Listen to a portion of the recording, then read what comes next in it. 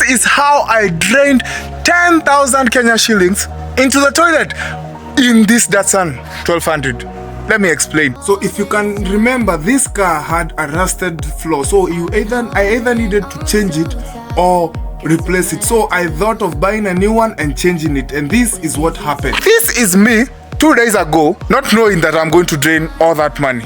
What's up, my good people? It's another Rooney Kimoyo video, and this week, as I told you, we are going to be alternating. This week the Datsun, next week the Surf. We removed the engine. If you can see it right back there behind me, the engine is out. Now this week we are going to be putting the floor inside this car.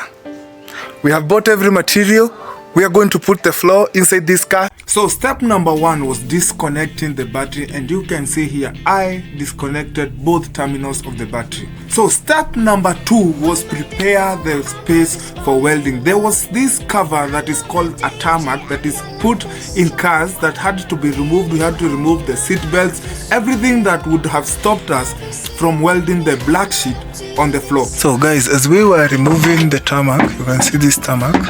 As we were removing it, we have found evidence that this car has rainwater coming through. As you can see, all this gunk and all this stuff is from rainwater. I know you might be asking yourself, where is this water from? Where does rainwater get so badly inside this car? And don't worry, I will explain in this video. So step number 3 was to measure the space so that we can cut the right amount of metal that we are going to put in this area. So we measured each and every space and proceeded on to measure the same and corresponding spaces on the black sheet. So we measured the car and measured the metal so that we can cut it into the right amount of measurement.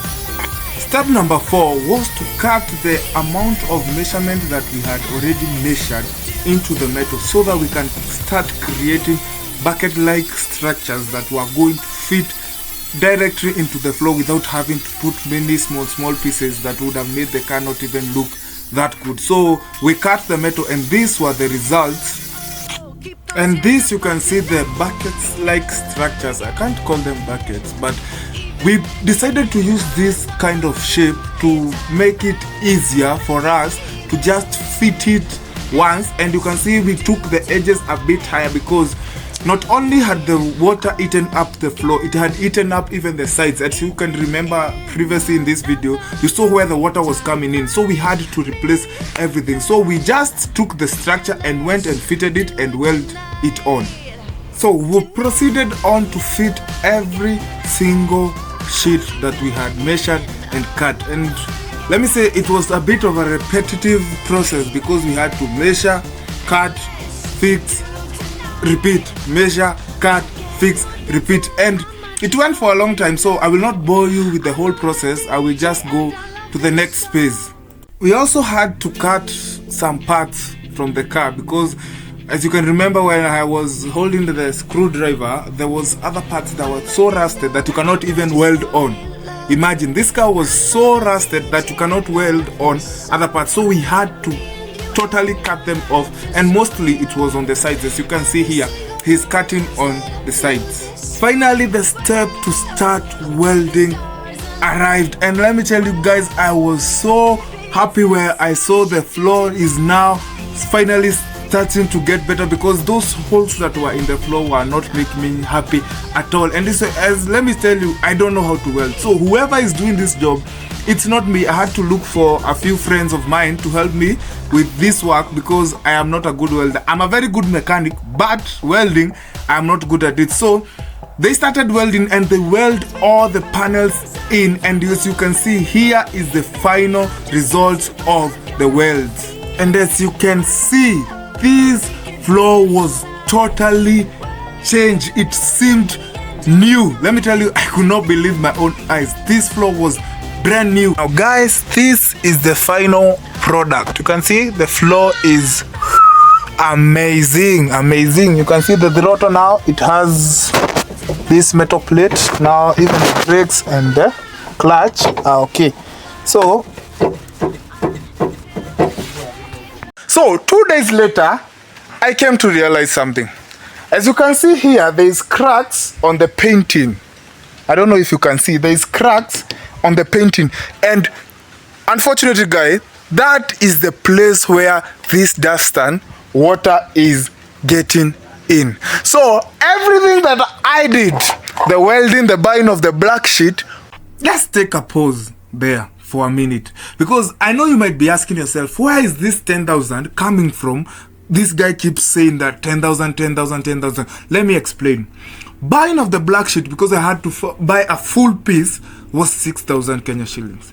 Transport from where I bought it, because it was a 2-hour drive to and a 2-hour drive for, came to 1,000 Kenya shillings. I also had to pay those guys who helped me build this car, and their price was 3,000 Kenyan shillings. So if you added the 6,000 plus the transport plus the labor, it came to 10,000 Kenyan shillings. Was quite apparently a waste of my money, because if we don't fix this, and soon all the metal that is inside, all the new floors are going to rust pretty soon. And I want to show you. You can see already there is water inside. This is new floor. There is already water.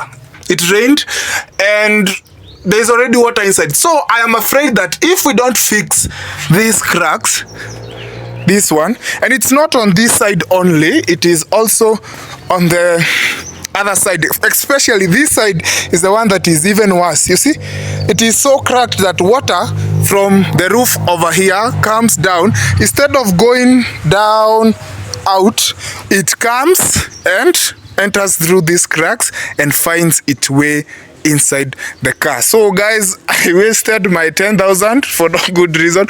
I should have known this before, but as I said, while working on these old cars, you need to realize that you are going to find problems that you didn't know that were there. I didn't know that the paint was the one that was leaking and water was going through the paint, because I am assuming even the metal underneath this paint is rusted. So I didn't know that, but I will not let that get me down. Then we put in new floors, so all the holes that were used to bolt in the seats and everything need to be redrilled. So right now I'm going to redrill this car, put back the whole interior, and then take it for its first test drive after about 6 months. So let's do that. After evaluating for a few minutes and remembering, I actually feel stupid for not remembering this, guys. You will forgive me for saying this, but I realized that I cannot put back the interior if I have not painted the floor, because it will not be protected against any rust. Whatever I have done, I will have done zero work, because it will start rusting again. So I cannot put in the mats, everything back, until I paint, primer, and do everything to prevent this floor from rusting again. So I took back the drill and I did not continue as planned. Another issue, and as I said, old cars come with old problems. This is the cable going to the carburetor there, the throttle. If you pull it, the throttle, that's how the car, here, you can see, that's where the throttle works. So as I told you, the water is so bad that it also damaged that. So we need to remove this and then we change it. So that is what I'm going to do right now. Remove it and then change it. This is the new cable. It's supposed to go into this cable over here. So we are going to find where it goes. So here, so you pull it.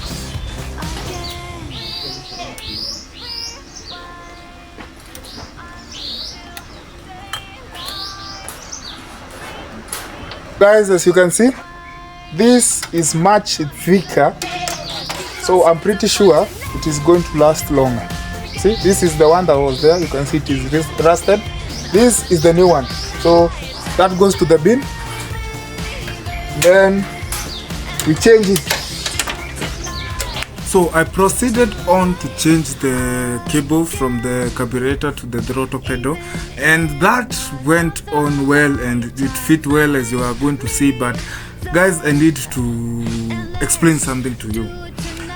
As I started this series of fixing this car, you can remember I initially thought that the carburetor had a problem, and After some time, I thought that the problem was just the ignition system which had a problem, and I just kind of ignored the carburetor for some time, thinking that it is all better. But after fixing this new cable, I found that when you pull it so that it can provide fuel into the engine or into the intake of the engine, it was getting stuck. And when it gets stuck, it means that fuel is going continuously into the intake. So I'm going to have to fix that later, but not today, because that is a problem I didn't know that was there. So I cannot proceed to take this car for its first test drive or even anything. I cannot do anything with this car because the throttle is not okay. But later on, let me tell you, this time I felt so stupid. I came to find out that the carburetor had no problem. The problem was the car did not have any fuel. So the carburetor was getting stuck because there was no fuel inside it, so it became dry. So guys, let me tell you, I felt so stupid. But all in all, I cannot take this car for a fast drive because of a lot of problems. The interior is not in, I cannot drive it without an interior, and I have not painted the floor, I have not done a lot. So that is going to be maybe hopefully in our next video we are going to take this car for its first drive. And let me tell you, I felt bad. Guys, I want to be honest with you, I'm really gutted that we have not been able to take this car for its first test drive in over 6 months, and I'm hoping that in the next video about it, we are going to take it for its test drive. So if you like this video, make sure to like, subscribe, share, and see you in the next video.